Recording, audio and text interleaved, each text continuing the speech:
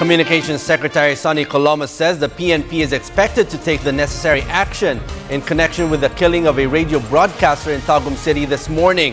Unidentified gunman shot dead Tata Butalid of Radyo Natin just in front of his station at 9 a.m.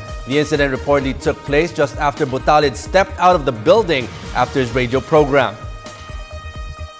Una pa po itong na-pick up o nalaman ng ating Philippine Information Agency sa Region 11.